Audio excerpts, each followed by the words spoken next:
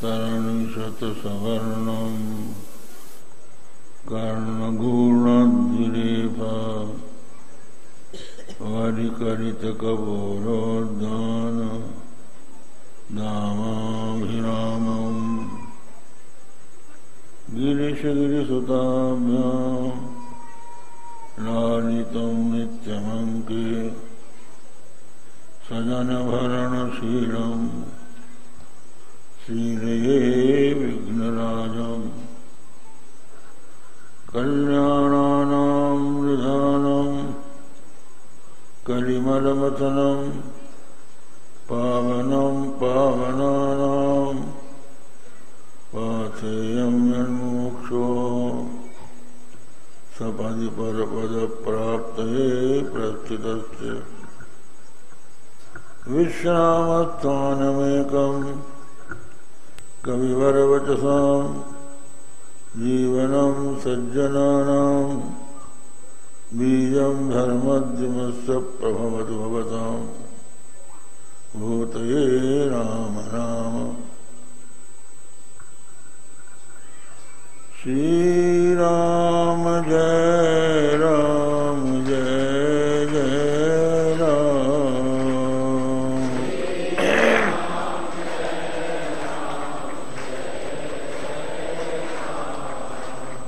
श्रीराम जय राम जय राम।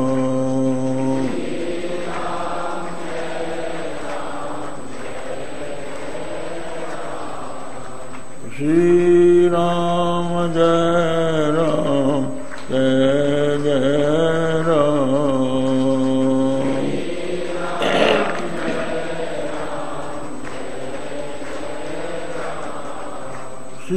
श्रीराम जय राम जय जय राम।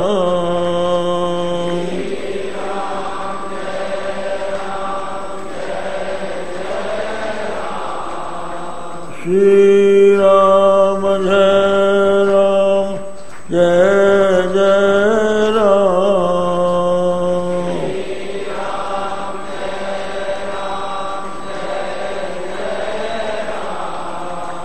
श्रीराम जय राम जय जय राम।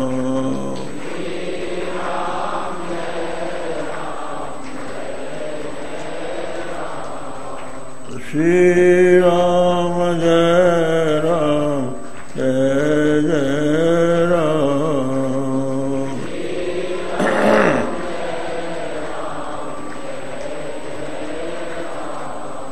धर्म की अधर्म का प्राणियों में विश्व का गौ माता की गोहत्या हर हर महादेव। सुवस्थित जनों देवियों, आज संस्कृत दिवस है। भगवान हयग्रीव का अवतार दिवस भी है। अभी आपने संस्कृत क्या वस्तु है और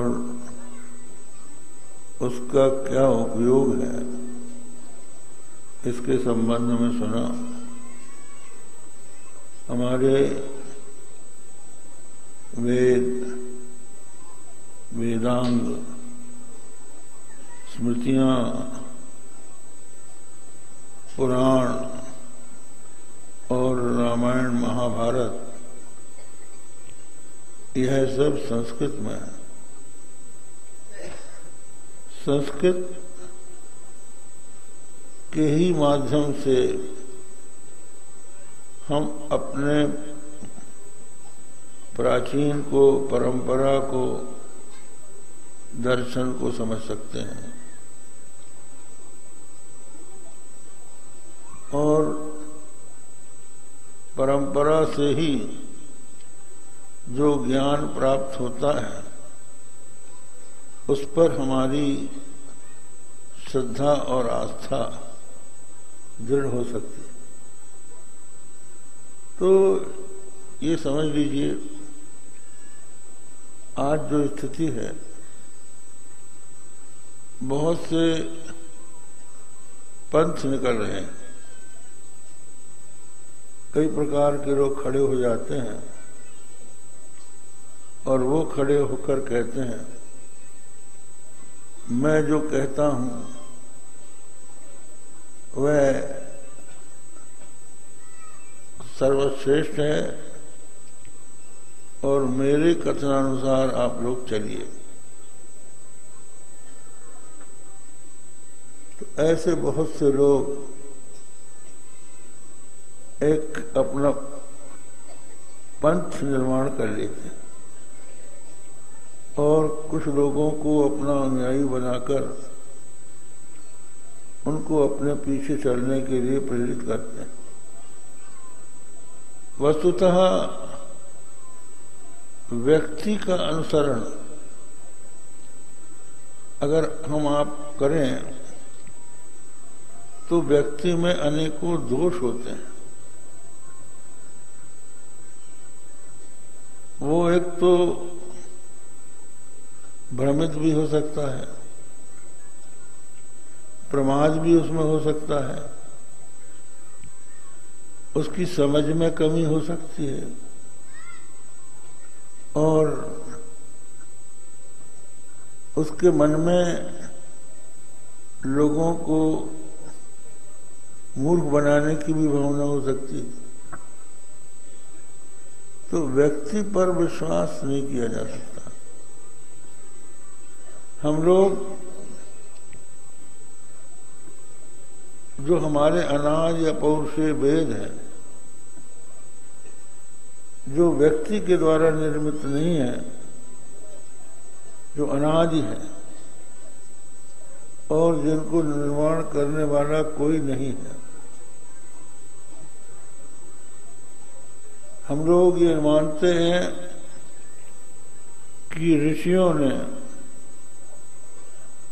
वेदों का निर्माण नहीं किया है।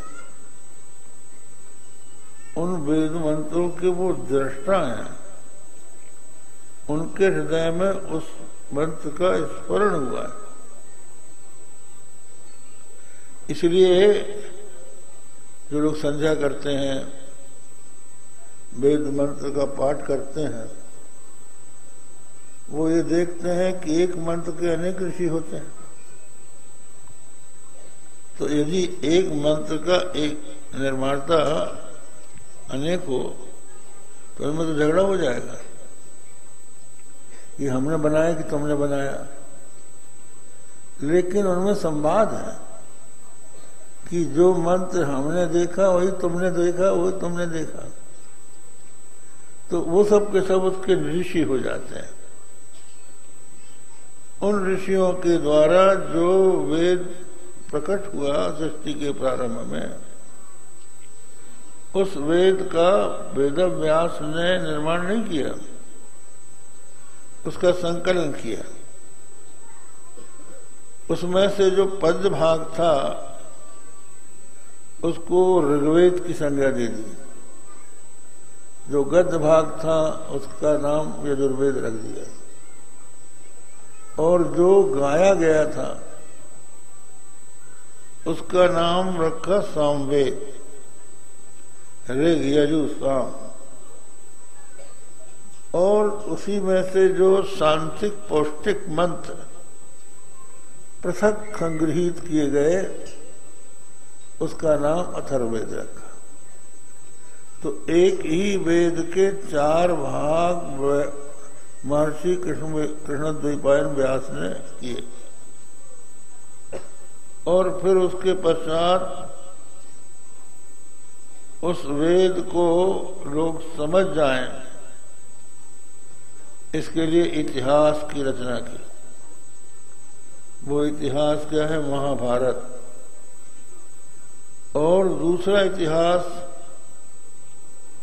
महर्षि वाल्मीकि ने रामायण के रूप में रचा। तो ये 2 हमारे इतिहास हैं। इतिहास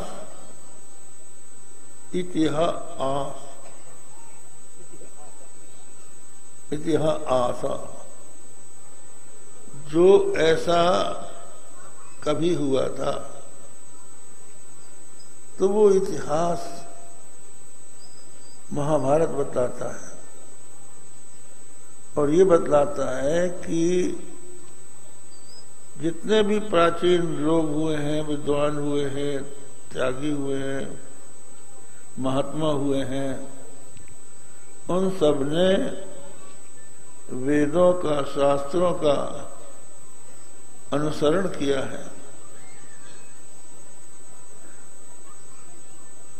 और उसी को परंपरा से माना है।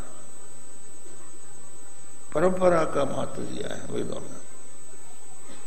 इति सूक्ष्मधीराणाम ये न तद व्यचितक्षिरे, ये हमने सुना है धीरों से, जो उन्होंने हमसे कहा। इति सूक्ष्म पूर्वेशाम यो न तद विचितक्षिरे, जो उन धीरों से हमने सुना, पूर्वजों से सुना, तो उसको हम लोग अनुसरण करते हैं। अनादि परंपरा से जो चला आ रहा है, जिसको हमने धीरों से, ऋषि मुनियों से सुना, ऋषि मुनियों के रहस्य को जानने वालों से सुना, वो धर्म है। इसलिए आप देखिए, भगवत गीता में भगवान श्री कृष्ण अर्जुन को योग का उपदेश करते हैं, कर्म योग का उपदेश करते हैं।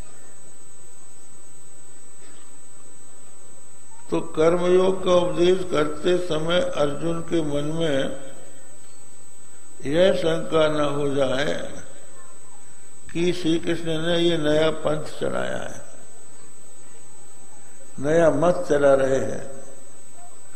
तो उन्होंने कहा, अर्जुन इमं विवस्वते योगम प्रोक्तवान अहम अव्ययम विवस्वान मनवे प्राह मनुरिक्ष्वाकवे ब्रवीत् एवं परंपरा प्राप्त मिमं राजर्षयो विदुः सकाले नेह महता योगो नष्ट परंतप सएवायं मया तेज्य योग प्रोक्त पुरातना भक्तोऽसि मे सखा चेति रहस्यम ये तदुत्तमम्। भगवान बोले कि जो योग मैं तुझे बता रहा हूं वो उत्तम रहस्य है। रहस्यम योगम उत्तमम, ये जो योग है ये उत्तम है और रहस्य है, गोपनीय है, धारण करने योग्य है। कहा, महाराज आपको कहां से मालूम हो गया? पहले आप बोल रहे हैं। तो भगवान बोले, सृष्टि के प्रारंभ में विवस्वान का जन्म हुआ था, सूर्य का जन्म हुआ। इमं विवस्वते योगम प्रोक्तवान अहम अव्ययम, ये अव्यय है, अविनाशी है। अर्थात ऐसा नहीं है कि पहले नष्ट हो गया हो फिर हमने उसको जन्म दिया हो, वो पहले कल्प में भी था। ऐसा अव्यय योग मैंने विवस्वान को बताया। प्रोक्तवान हम अव्ययम, और विवस्वान ने मनवे प्राह, मनु को बताया। और मनु ने अपने पुत्र इक्ष्वाकु को बताया और फिर उसके पश्चात इक्ष्वाकु वंश में परंपरा से ये योग चलता रहा। इस योग के अनुसार ही इक्ष्वाकु वंश के राजा प्रजा का पालन करते रहे और प्रजा का पालन करते हुए धर्मानुष्ठान करते हुए अंततो गत्वा सब ओर से विरक्त होकर परम ब्रह्म परमात्मा को प्राप्त हुए। परंतु वो योग बहुत काल हो जाने के कारण क्षीण हो गया था। योगो नष्ट परंतु ये नष्ट प्राय हो गया था। सैव अयं मया तेज्य योग प्रोक्त पुरातन, वही पुरातन योग में तुमको बता रहा हूं। ऐसे ही आप देखिए, जो ब्रह्म विद्या थी, ब्रह्म विद्या हमारी उपनिषदों का सार है। ब्रह्म तत्व का बोध उपनिषदों के द्वारा, वेद के द्वारा होता है। वेदैश्च सर्वैरहमेव वेद्य, समस्त वेदों के द्वारा मैं ही वेद्य हूं। वेद में वैसे देखा जाए तो 3 कांड हैं, कर्म कांड, उपासना कांड और ज्ञान कांड। तो कुछ वेद मंत्र कर्म कांड का प्रतिपादन करते हैं, कुछ उपासना कांड का प्रतिपादन करते हैं और कुछ ज्ञान कांड का। तो ये जो पूर्व कांड हैं, कर्म और उपासना परक वेद मंत्र हैं, ये सीधे सीधे तो ब्रह्म का प्रतिपादन नहीं करते, लेकिन परंपराया ब्रह्म में ही इनका, ब्रह्म ज्ञान में ही इनका पर्यवसान होता है। जैसे कर्मकांड, कर्मकांड में कर्म का उपदेश दिया जाता है। जो तुम्हारा वर्ण है, जो तुम्हारा आश्रम है, जो तुम्हारे कर्तव्य है शास्त्र विहित, उनका तुम पालन करो। उन कर्मों का पालन करते रहोगे, वही धर्म है। शास्त्र विहित कर्मों को ही धर्म कहा जाता है और शास्त्र के द्वारा निषिद्ध जो कर्म है उनको अधर्म कहा जाता है। तो जो बात शास्त्रों में कर्तव्य रूप से बतलाई गई है वो तो धर्म है, और जिसको नहीं करना चाहिए ऐसा कहा गया है वो अधर्म। जैसे आपने सुना हमारे पिछले प्रवचन में कि जब बाली ने कहा कि हमको आपने क्यों मारा, तो भगवान बोले, अनुज बधु भगिनी सुत नारी, सुन सठ ये कन्या समचारी, इन्हीं कुदिष्टि बिलोकई जोई, ताही बधे कछु पाप न होई। तो यहाँ उन्होंने 4 को कुदृष्टि से देखना अधर्म माना। अनुज बधु, छोटे भाई की पत्नी और अपनी बहन, और सुत नारी, अपने बेटे की पत्नी, और कन्या, कन्या चाहे अपनी हो चाहे दूसरों की हो। जो छोटी कन्या होती है वो गौरी, दुर्गा का रूप होती है। उसको जो कुदृष्टि से देखता है वो पाप है। ताहि बधे कछु पाप न हो। उसको मारने से ऐसे व्यक्ति को जो अधर्म कर रहा है वो क्षत्रिय के द्वारा बद्ध हो जाता है। बोले आपने हमको युद्ध में ललकारा होता, और युद्ध में ललकार के आप लड़ते, फिर हमको मारते, आपने सीधे बाण मार दिया। उन्होंने कहा यह है कि अपराधी को लड़के नहीं मारा जाता, अपराधी को सजा दी जाती। जो जज है वो जिसने हत्या की है उससे युद्ध थोड़ी करता है, वो तो कलम से लिख देता है कि इसको फांसी दे दो। तो उसको अपराधी को युद्ध से नहीं बल्कि उसको दंडित किया जाता है, उसको युद्ध का मौका नहीं दिया जाता। तो इस समय पूरे भारत का सम्राट राजा भरत का राज चल रहा है, हंसी खेल नहीं है। और उस राजा के हम प्रतिनिधि हैं, इसलिए उसकी ओर से हम ऐसे पापियों को दंडित करने के अधिकारी हैं। इसलिए लड़ने की कोई जरूरत नहीं थी। ये भी एक उत्तर है भगवान का। तो कहने का मतलब यह है कि बहुत सी बातें हैं। एक सज्जन आया हमारे पास कल परसों, कहने लगे महाराज मांस खाने में क्या नुकसान है?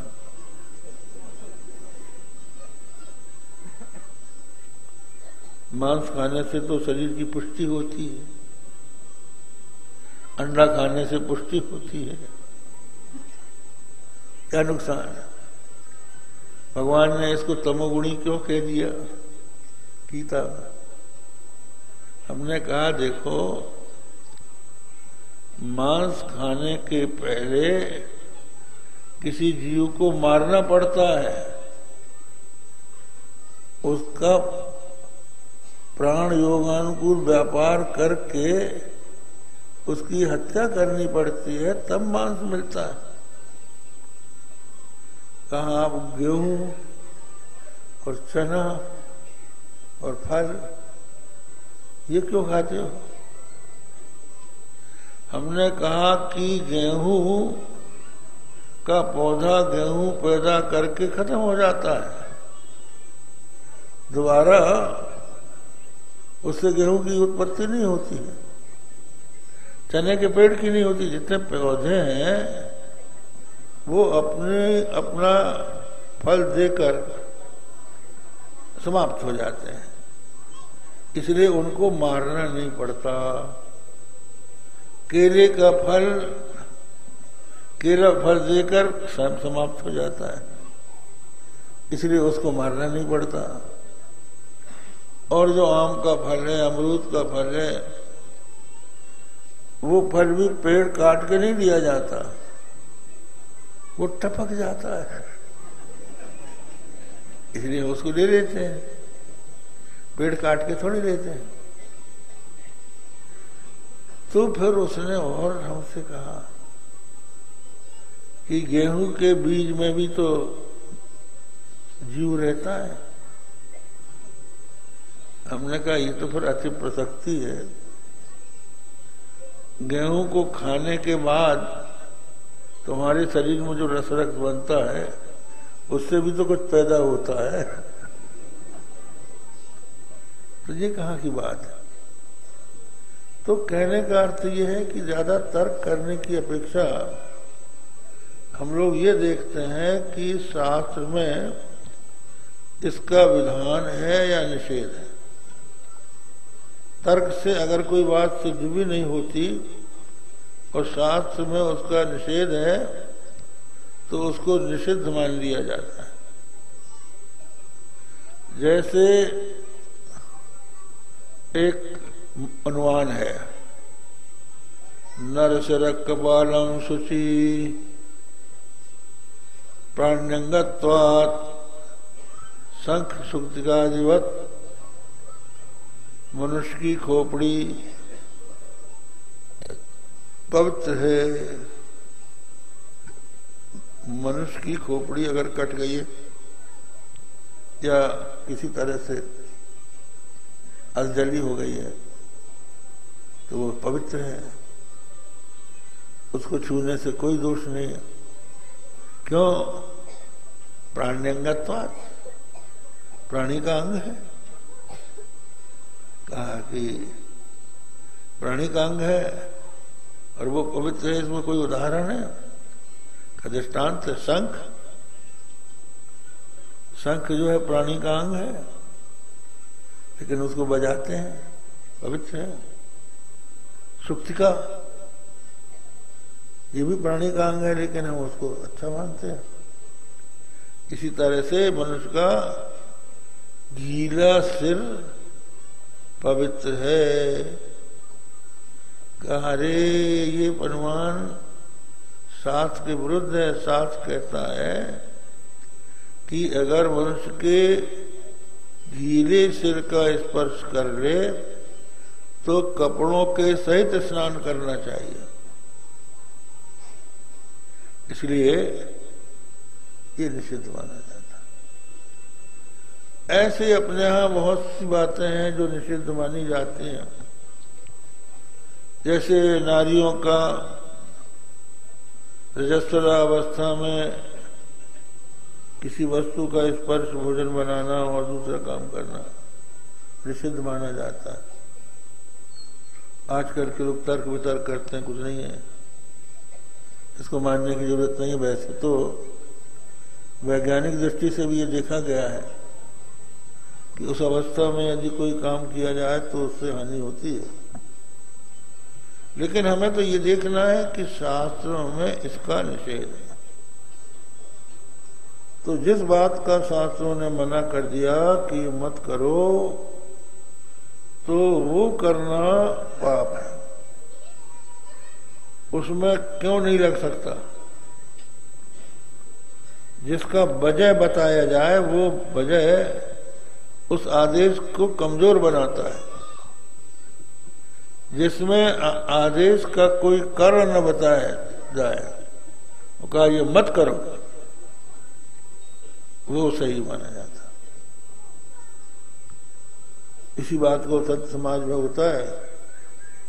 विधि निषेधमय कलिमर हरणी कर्म कथा रवि नंदिनी वर्णी। ये साधु समाज की प्रयाग में त्रिवेणी है। एक तो है यमुना। यमुना क्या है? विधि निषेधमय कलिमर हरणी। विधि निषेध का उपदेश किया जाता है संत महात्मा। आजकल जो बड़े बड़े पंडाल लगते हैं शहरों में या चैनल में, आप लोग सुनते हैं, कई लोगों के प्रवचन सुनते हैं, कोई विधि निषेध की चर्चा करता है?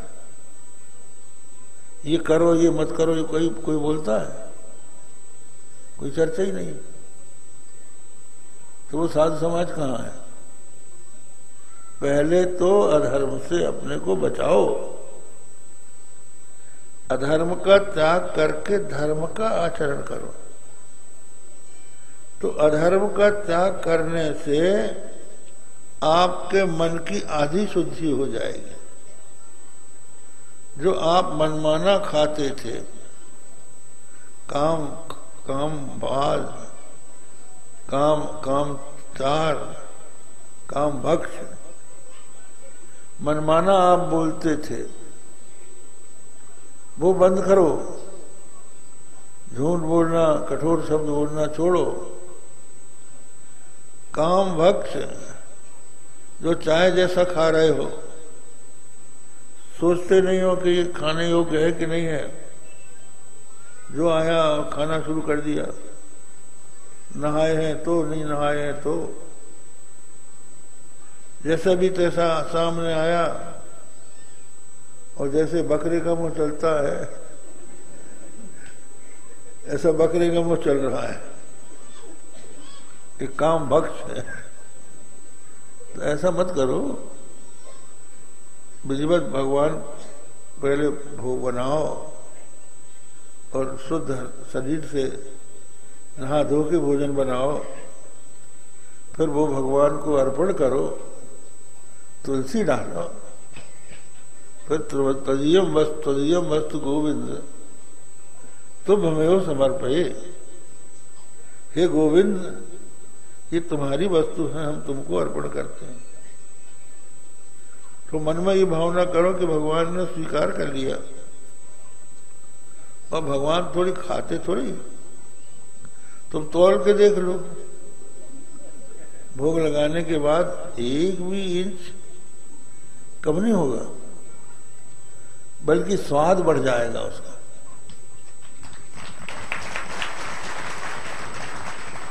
कि भगवान ने अपनी नजर से देख लिया। अरे नजर में गुण होता है। कहते हैं सावन के वर्षे और माता के परसे, कहावत है कि नहीं? सावन के वर्षे और माता के परसे, वो ये अन्न माता परोस देती है अपनी आंख से देखकर, तो वो गुणकारी हो जाता है। इसीलिए अपने यहां देखो, उस गाय का दूध पीते हैं जिसका बछड़ा जीवित रहता है। जिसका बछड़ा मर जाता है, उस गाय के दूध में वो गुण नहीं रहता, क्योंकि माता नहीं, वो वात्सल्य नहीं, वो उमंग नहीं। तो ये माता की जब बात है, तो सारे जगत की जो माता है, वो अगर देख दे तुम्हारा भोजन, तो वो पवित्र हो जाएगा। तो उसको खाओ, ये काम भक्त खत्म करो। तो पहले अधर्म का त्याग करना चाहिए। ये हमारे वेद बतलाते हैं, अधर्म का त्याग करके धर्म करो। अब धर्म करने में लोगों की प्रवृत्ति नहीं होती। कहा भाई सवेरे उठ के संध्या करो, गुरु मंत्र लिया है तो सवेरे उठ के कम से कम 5 माला तो जपो। क्या महाराज आलस से आता है।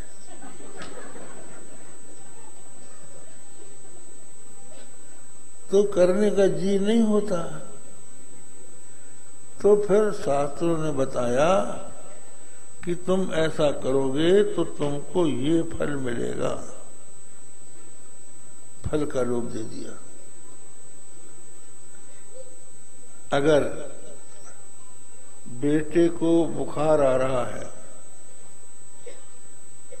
तो पुराने जमाने में बुखार की दवा गुड़ूची होती थी। हमने खाया है, बुखार की दवा हुई थी ना, जो गुड़ूच होती है ना, गुड़ूच को कुचल के उसका रस और 7 काड़ी नीम की उसकी डंडी, वो जो होती है मोटी मोटी, उसको पीस के उसका रस निकाल लो और थोड़ा सा गर्म करके पी लो, तो बुखार दूर हो जाता है। वो लगती है कड़वी। बच्चा कहता मैया हम तो नहीं पिएंगे, हमें कड़वी लगती है। तो माँ कहती है वत्स गुरुचि पिब खंड लड्डू कंते दास्यामी। बेटा तू गुड़ पी ले, अगर तू पी लेगा ना तो मैं खांड का लड्डू खिलाऊंगी। तो खांड का लड्डू खिलाने के लोभ से वो खा जाता है, पी लेता है, बुखार मिट जाता है। तो माता का उद्देश्य खांड का लड्डू खिलाना नहीं है, गुरुची पिला के उसका रोग दूर करना है, ज्वर दूर करना है।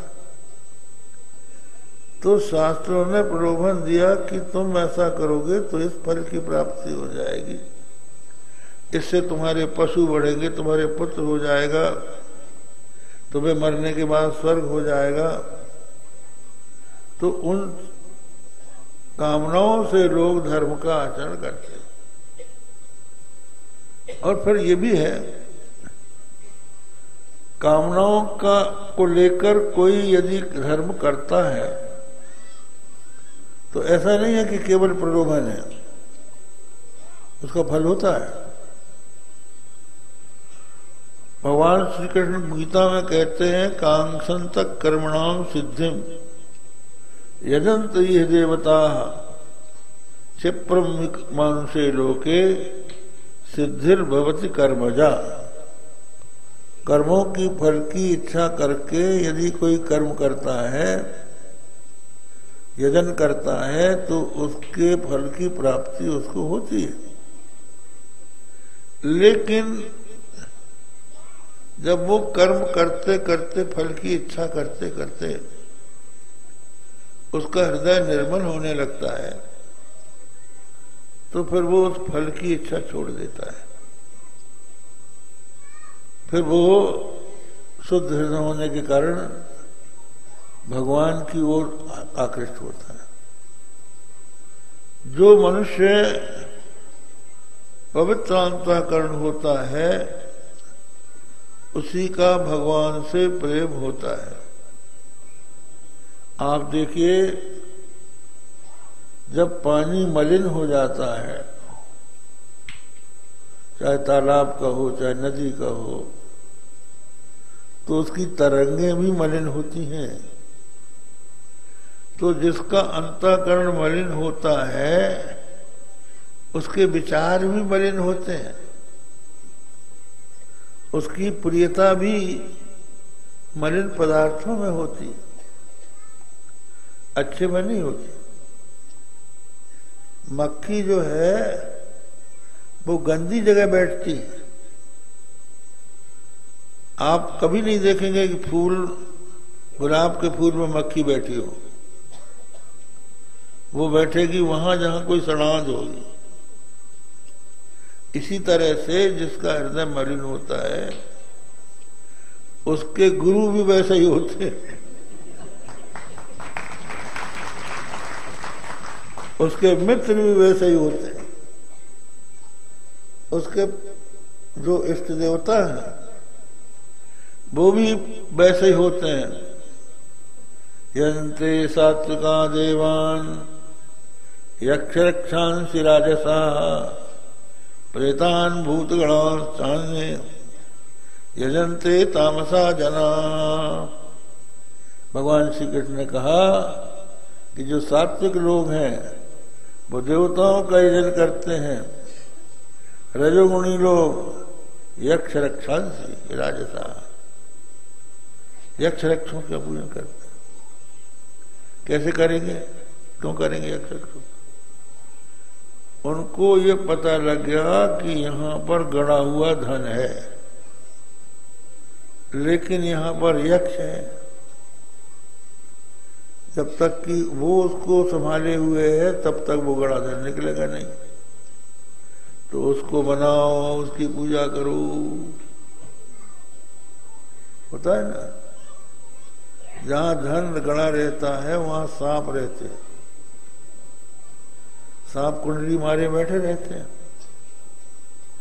अब वो कुंडली मारे हुए सांपों को अगर आप मार के जाओगे तो वो मर जाओगे, इसलिए उनको राजी करना पड़ता है।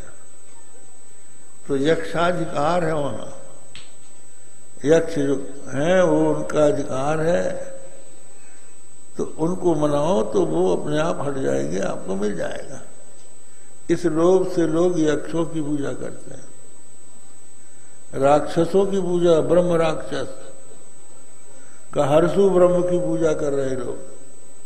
आप देखो, वो भी ब्रह्म राक्षस था, लेकिन वो इतना बड़ा ब्रह्म राक्षस था कि उसके कंट्रोल में कई ब्रह्म राक्षस है।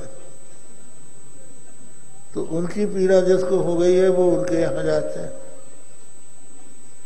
और प्रेतान भूतगणान चान्य यजन्ते तामसा जना। तमोगुणी लोग प्रेतों का, भूतों का भजन करते हैं। अब किसी को कोई तकलीफ हुई तो भूमिका बुलाया, कसर है, कछु बाहरी बाधा है।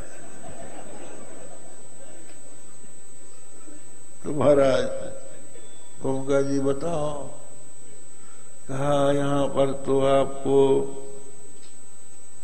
मुर्गा चढ़ाना पड़ेगा, बकरा चढ़ाना पड़ेगा, सुअर का बच्चा चढ़ाना पड़ेगा, शराब की बोतल चढ़ानी पड़ेगी।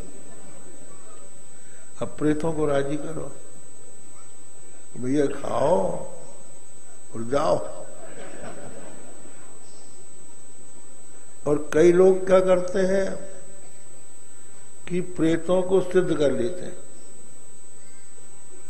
प्रेत यदि बस में हो जाता है तो कई चमत्कार वो कर सकते हैं। एक व्यक्ति हमारे पास आया,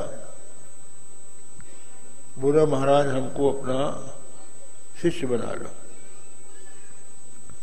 तो हमने उसके बारे में सुन रखा था, ये मेरठ की बात। वहां का जो बहुत बड़ा सेठ था वो उसका भक्त था, और हमारे पास उतने बड़े सेठ नहीं आते थे उस समय, तो हम तो उससे छोटे ही थे समझ लीजिए भक्तों की दृष्टि से। और वो आया हमारे पास शिष्य बनने। हमने कहा तुम क्यों आ रहे हो? तुम्हारे पास सिद्धि है, बड़े बड़े सेठ तुम्हारे पास आते हैं, तुम बनारस का पान बुला देते हो, वृंदावन का पेड़ा बुला देते हो, बड़े बड़े चमत्कार दिखाते हो, तो तुम्हें क्या जरूरत है हमारा शिष्य बनने की? बोला महाराज हमको शांति नहीं है। हमने कहा ये होता है क्या, तुम ये चमत्कार कैसे करते हो? उसने बताया कि हमको एक प्रेत का मंत्र मिला, उस प्रेत के मंत्र को जप कर हमने पहले उसका पुरस्चरण किया, और पुरस्चरण करने के बाद मनुष्य के कपाल में, खोपड़ी में खीर पकाई, और वो श्मशान की आग से पकाई, और मंत्र बढ़ा, और उससे वो खीर का हवन उसी श्मशान में अग्नि में किया। तो वो प्रेत प्रकट हो गया, और उसने कहा कि हम आपके वश में है, जो आप हमसे कहता है हम करेंगे। तो हम उसको जो भी कहते हैं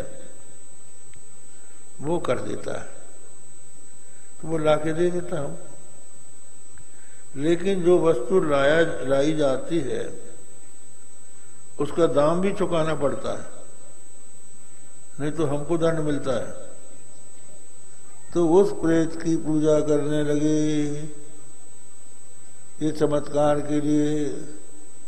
प्रेतान भूतगणान सान्य निरंते तामसा जना, ऐसे लोगों की दुर्गति होती। जब भरत जी माता कौशल्या के पास गए तो उन्होंने कई सौगंधें खाई कि मेरे कहने से राम का वनवास नहीं हुआ है मैया, मेरी सम्मति एकदम नहीं थी। तो बहुत से कारण बताते, बहुत सी शपथ खाते हुए उन्होंने कहा, जे परिहरि हरिहर चरण भजहि भूत गण घोर, तिनकी गति में पाऊं जो जननी मत मोर।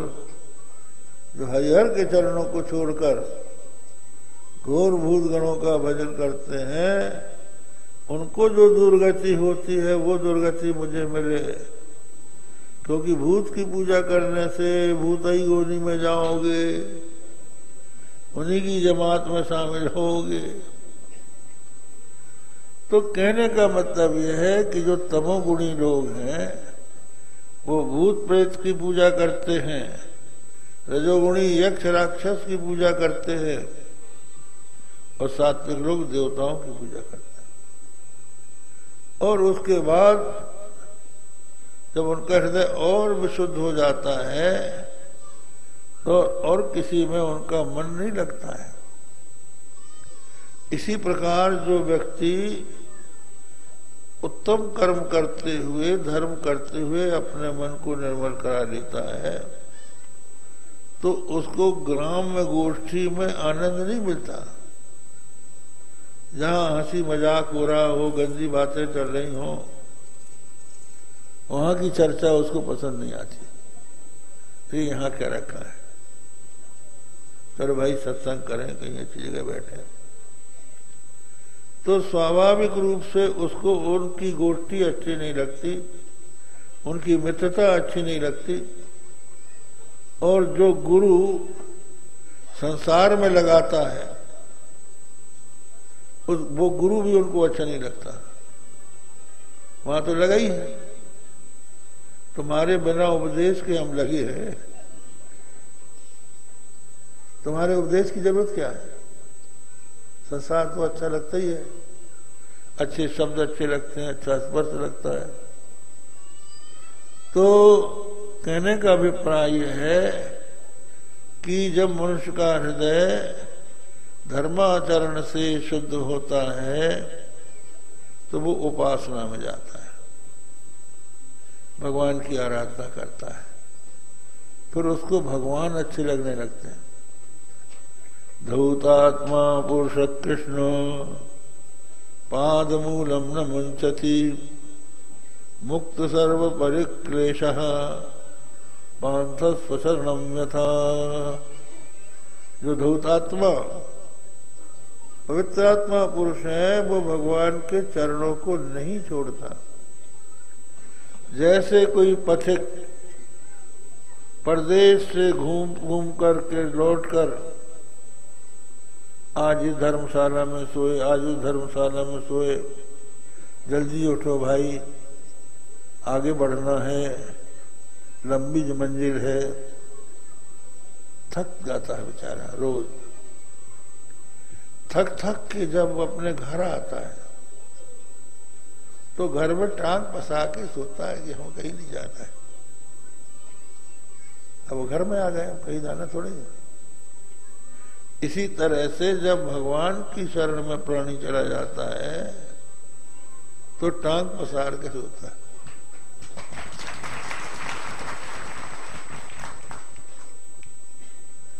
तो ये है पांथस्थ शरणम यथा, भगवान की शरण में चला जाए। अब फिर भी ऐसा है कि जो मनुष्य के मन की वासनाएं हैं वो पीछा नहीं छोड़ती। मन में हमारे कुछ इच्छाएं हैं, आकांक्षाएं हैं, वासनाएं हैं, तो हम कहाँ जाएं? तो वो ये कहता है कि हमको जो कुछ चाहिए वो हम भगवान से ही लेंगे और किसी के सामने हाथ नहीं पसारेंगे। दाता एक राम, भिखारी सारी दुनिया। अगर देने वाला कोई है तो राम ही है, और लोग तो खुद ही मांगते हैं, तो उनसे हम क्या मांगे। राम दाता है। भगवान राम के संबंध में वाल्मीकि रामायण में बताया है कि जब भगवान राम के पास कोई धन मांगने जाता था कि हमको धन दीजिए, तो वो मुंह से बोलते थे पहले आपदामेकमागारम आपदामेकमागारम किन्नु वाञ्छसि रे धनम इत्युक्त्वा निज सर्वस्वम अर्थिने संप्रयच्छति। अरे आपत्ति का एकमात्र घर धन है रे, क्यों मांगता है? धन जो है जिसके पास है उसको तो क्लेश ही क्लेश है। धनिकों को क्लेश क्या है? पहला क्लेश है राजतः, हमारे ऊपर इनकम टैक्स न लग जाए, ये धन है, वो बचाना है टैक्स से। फिर चोरतः, कोई चुरा न ले जाए, कहाँ रखे? बैंक में रखते तो टैक्स लगता है, बाहर रखते तो ले जाने कोई चुरा ले। और फिर सुरक्षित स्थान पर रख भी लें तो भाई बंधु हैं, वो बटा न ले, इसमें हमारा भी हक है, उनसे बचाना चाहता है। फिर मांगने वाले हैं, भाई हमको इतना रुपया चाहिए उधार, और उधार मांगने वाला फिर दोबारा नहीं आता, आप दे दो, तो फिर वो आदमी भी गया और रुपया भी गया। क्योंकि वो इसलिए नहीं आता कि अब अगर हम जाएंगे सामने तो ये मांगेगा, इसलिए न जाओ न इनसे बात। तो मांगने वालों से डरता है। पैसे भी आदमी जब कंजूस होता है, धन से प्रेम होता है, तो किसी को देने में बहुत कठिनाई होती है। तो अर्थेभ्य और कालतः, समय बीत जाए, हम कहीं मर न जाए तो ये कहाँ जाएगा, इसलिए उसको छिपा के रखते हैं। कई लोग गाड़ देते हैं, और कई लोगों का तो बैंक में जमा रहता है, और वो कहते हैं जरूरत होने पर हम निकाल लेंगे, और जब जरूरत होती है तो कहते हैं अभी जरूरत नहीं है, बाद में जरूरत आएगी, बीच ही मर जाते हैं। तो इस तरह से काल से भी उसको डर रहता है कि कहीं मर न जाए, बड़ा मुश्किल है। एक पंडित जी थे, उनके कई चेले थे, तो उनके पास जो धन था, परिवार उतना नहीं था उनका, चेले थे, तो जो भी उनके पास रुपया आता था उसकी वो गिन्नी बना लेते थे। गिन्नी जो है, ज्यादा रुपया चिल्लर रखने की जरूरत नहीं, आजकल नोट रखते हैं, उन्होंने गिन्नी रख लिया।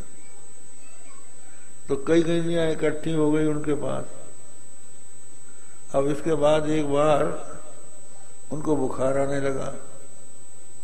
बुखार में बीच बीच में बेहोशी आने लगी, तो उन्होंने सोचा कि हम बेहोश हो जाते हैं, कहीं हमारी गिन्नियां कोई ले न जाए। तो उन्होंने अपने चेले से कहा, बेटा हलवा बना के लाओ।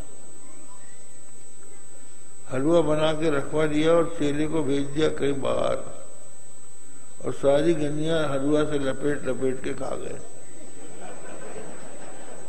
सुरक्षित, पेट में सुरक्षित हो गए। अब पेट में जठराग्नि वैसे ही कमजोर थी, हलवा ही नहीं पचता था, पर गिन्नी कैसे पचती।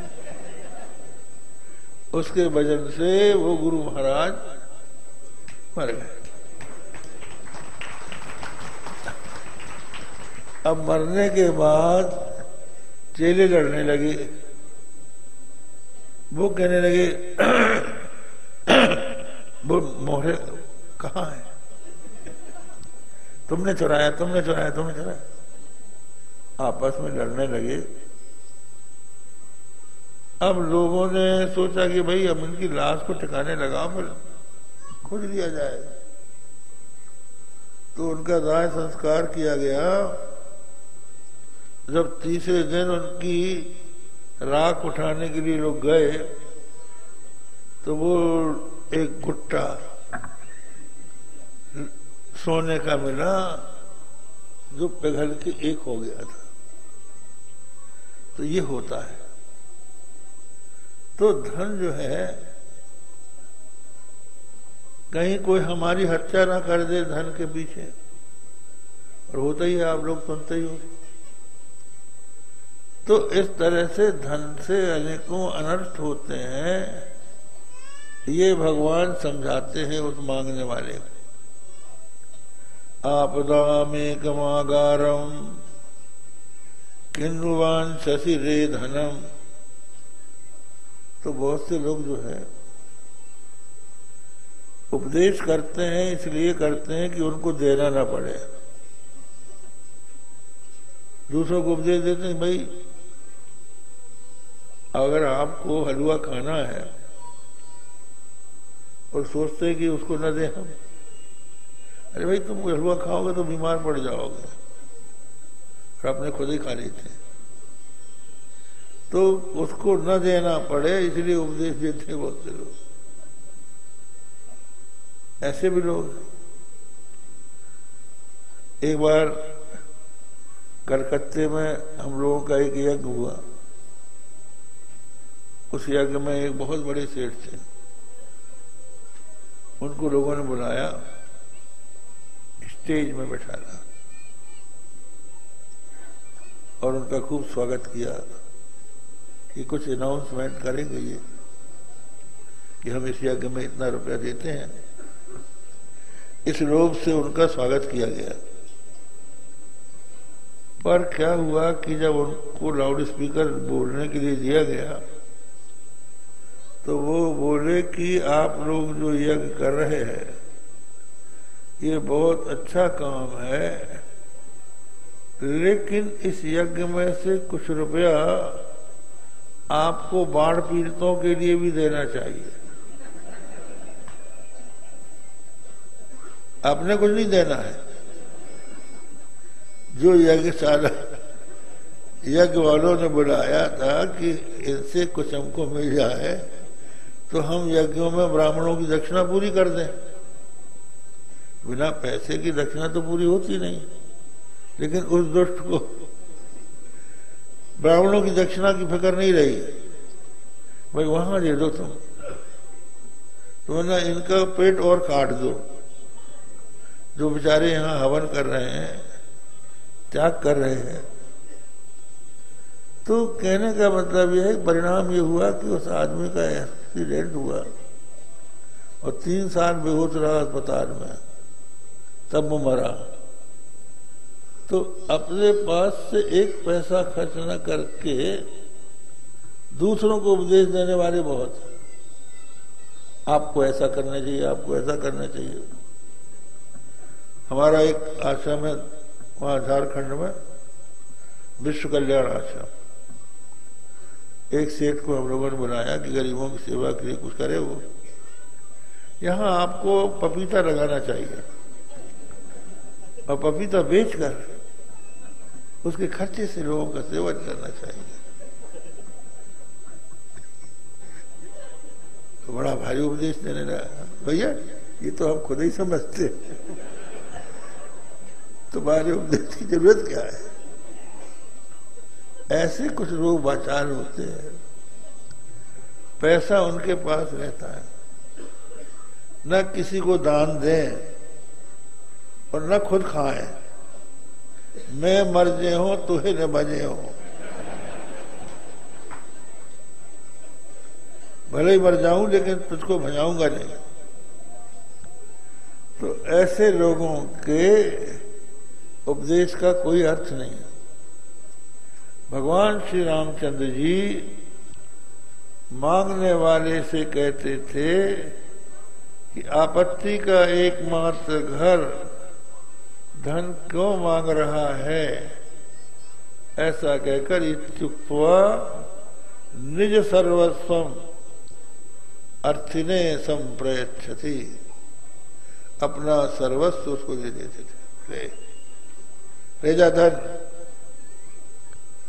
ऐसा देते थे कि उसको फिर कभी किसी के दरवाजे में जाने की जरूरत नहीं पड़ती थी। फिर दूसरे लोग उसके दरवाजे आते थे। ये की रीति, तो वो दाता है। तो अगर हमें कुछ चाहिए तो भगवान के पास जाएंगे, थोड़ा मांगेंगे तो बहुत देंगे। भगवान ऐसे हैं जिनके पास कोई कमी नहीं है। लक्ष्मी जी उनकी पत्नी है, घरवाली है, वो देंगे। इसलिए राम भगत जग चारि प्रकारा, सुकृति चारि अनग उदारा। भक्ति के मार्ग में आते हैं, अगर कोई इच्छा उत्पन्न होती भी है तो वो उस इच्छा को भगवान से ही पूरी करवाते हैं और किसी के पास नहीं जाते। बस इतना ही कहकर आज का प्रवचन पूर्ण करते हैं। श्री राम जय जय राम।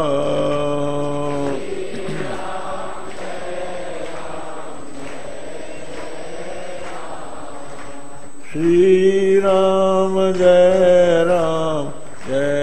जय राम।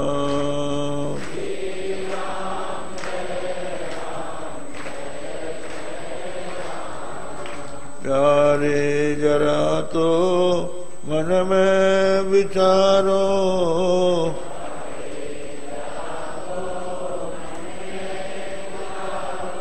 क्या साथ लाए अरुले चलोगे।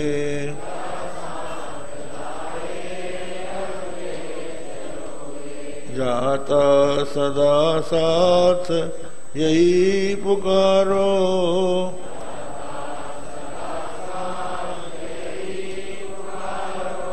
गोविंद दामो दर माधवेति।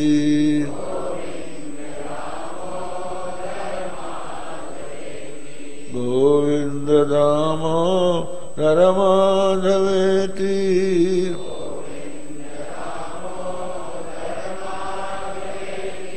हे कृष्ण हे यादव हे सखेति।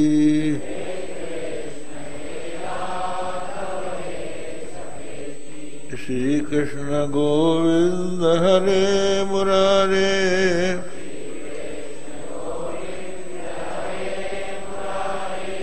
हे नाथ नारायण वासुदेव।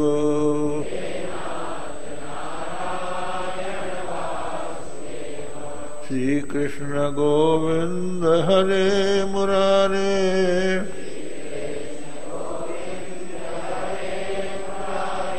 हे नाथ नारायण वासुदेव।